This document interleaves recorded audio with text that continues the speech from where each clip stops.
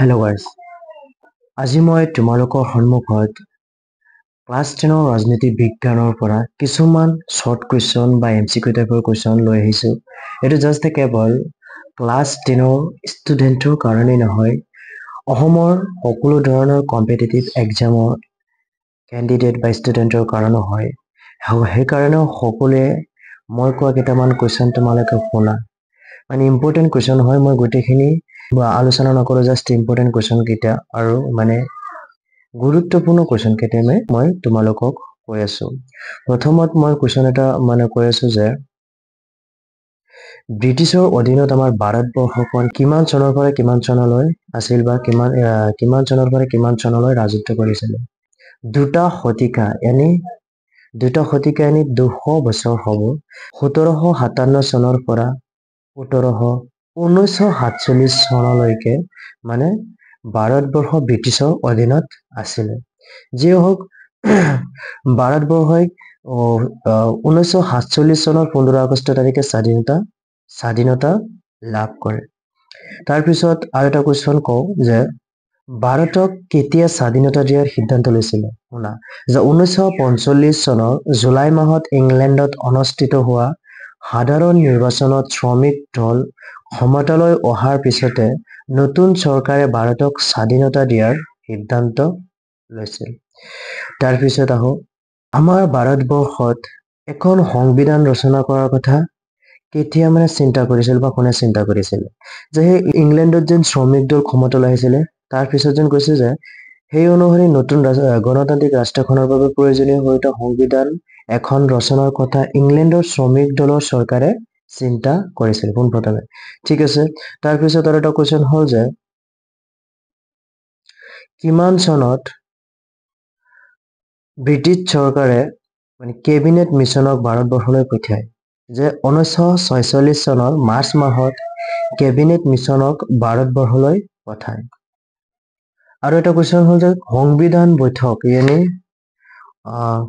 সংবিধান সভা প্ৰথমখন বৈঠক কিমান চনত বহিছিলে। যে 1946 চনৰ 9 ডিচেম্বৰ তাৰিখে প্ৰথমখন সংবিধান সভা বৈঠক বহিছিলে।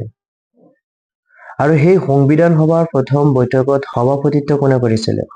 সভাপতিত্ব কৰিছিলে যে জ্যেষ্ঠ সদস্য ডক্টৰ সচ্চিদানন্দ সিনহাই।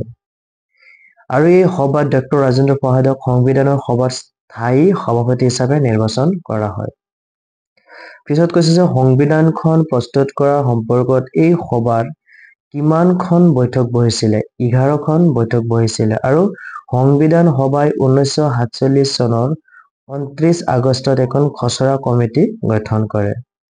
আৰু ইয়াৰ পিছত প্ৰায় 3 বছৰ কাল পৰিশ্ৰমৰ অন্তত খচৰা কমিটিয়ে সংবিধানৰ খচৰা প্ৰস্তুত কৰি 1949 চনৰ 26 নৱেম্বৰ তাৰিখে সংবিধান সভাৰ সভাপতি ডক্টৰ ৰাজেন্দ্ৰ প্ৰসাদৰ ওচৰত কি কৰে, দাখিল কৰে।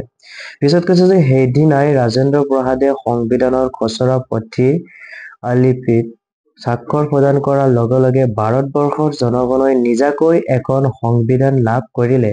কিন্তু নানান প্ৰশাসনিক আৰু আনুষংগিক অসুবিধাৰ বাবে নতুন সংবিধানখন 1950 চনৰ 26 জানুৱাৰী তাৰিখেহে বলবৎ কৰা হয়। উল্লেখনীয় যে 1947 চনৰ 15 আগষ্টৰ পৰা 1950 চনৰ 26 জানুৱাৰী তাৰিখলৈকে ভাৰতবৰ্ষৰ শাসন ব্যৱস্থা চলিছিল 1935 চনৰ ভাৰত চৰকাৰৰ আইন অনুসৰি। মই যিখিনি কৈছো সেইখিনি গোটেইখিনি ইম্পৰ্টেণ্ট টপিক হয়, সেইকাৰণে ভালদৰে তোমালোকে শুনিবা। সংবিধান খচৰা কমিটিৰ সদস্যসকল হৈছে doctor B.R. Ambedkar, N. Gopalaswami Ayyangar, Alladi Krishnaswamy Ayyar, K.M. Munshi, Syed Mohammad Saadulla, N. Madhava Rau, D.P. Khaitan. ইয়াৰ ভিতৰত সভাপতি হৈছে যে ডক্টৰ B.R. আম্বেদকাৰ সভাপতি। তাৰ প্ৰস্তাৱনাত থকা গুৰুত্বপূৰ্ণ শব্দকেইটা কি কি? যদি আহি যায় যে সাৰ্বভৌম, সমাজবাদী, ধৰ্মনিৰপেক্ষ, গণতান্ত্ৰিক আৰু প্ৰজাতন্ত্ৰ। তাৰপিছত এইকেইটা আমাৰ কিহত আছে, খচৰা সংবিধানৰ খচৰাত আছে। তাৰপিছত কুৱেশ্যন এটা আহি যাব পাৰে যে ধৰ্মনিৰপেক্ষ শব্দটো প্ৰস্তাৱনাত কিমান নং সংশোধনী মতে সন্নিৱিষ্ট হৈছে। যে 42 নং সংশোধনী মতে সন্নিৱিষ্ট হৈছে।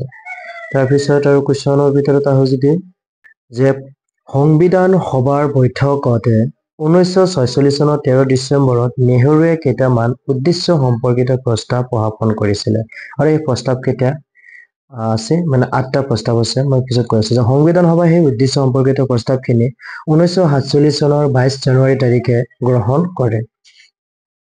নেহৰুৱে উল্লেখ কৰা উদ্দেশ্য সম্পৰ্কিত প্ৰস্তাৱৰ মূল বিষয়বস্তু এনেধৰণৰ মই নকওঁ, ইয়াত টোটেল আছে 8টা, তোমালোকে কিতাপত চাই ল'বা।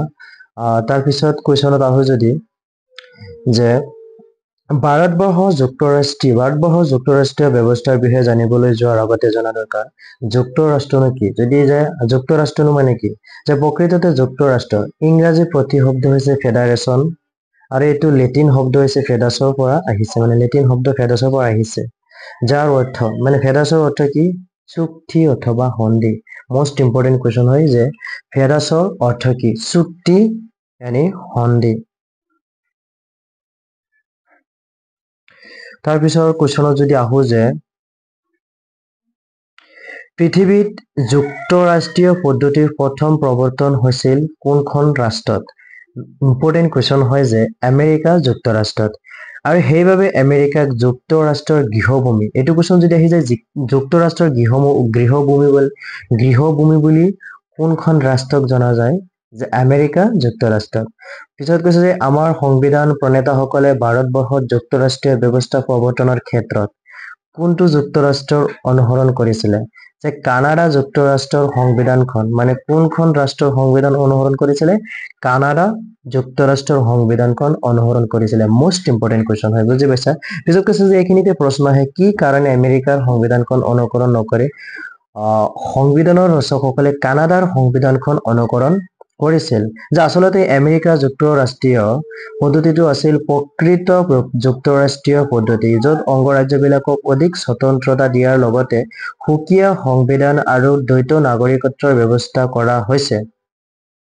আমাৰ সংবিধান প্ৰণেতাসকলে এটা কথা বুজি পাইছিল যে নতুনকৈ জন্ম হোৱা ভাৰতবৰ্ষত যদি অংগৰাজ্যবিলাকক অধিক স্বতন্ত্ৰতা দিয়া হয় আৰু আমেৰিকাৰ দৰে সুকীয়া সংবিধান আৰু দ্বৈত নাগৰিকত্বৰ ব্যৱস্থা কৰা হয়, তেন্তে জাতীয় সংহতি আৰু অখণ্ডতা শক্তিশালী কৰা সম্ভৱ নহ'ব।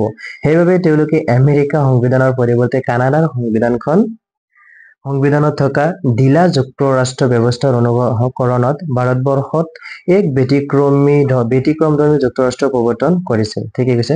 তাৰপিছত আহি যাওঁ, আমেৰিকা হৈছে যে দ্বৈত নাগৰিকত্বৰ ব্যৱস্থা, মানে তাত আছে যে, কিন্তু আমেৰিকাত থকাৰ দৰে ভাৰতবৰ্ষত দ্বৈত নাগৰিকত্বৰ ব্যৱস্থা নাই। মনত ৰাখিবা যে ভাৰতবৰ্ষত দ্বৈত নাগৰিকত্বৰ ব্যৱস্থা নাই। কুৱেশ্যন এটা যদি আহি যায় যে চৰকাৰীয়া আয়োগ কিমান চনত গঠন কৰা হৈছিলে, যে 1983 চনত গঠন কৰা হৈছিলে। ঠিক আছে। তাৰপিছত আহো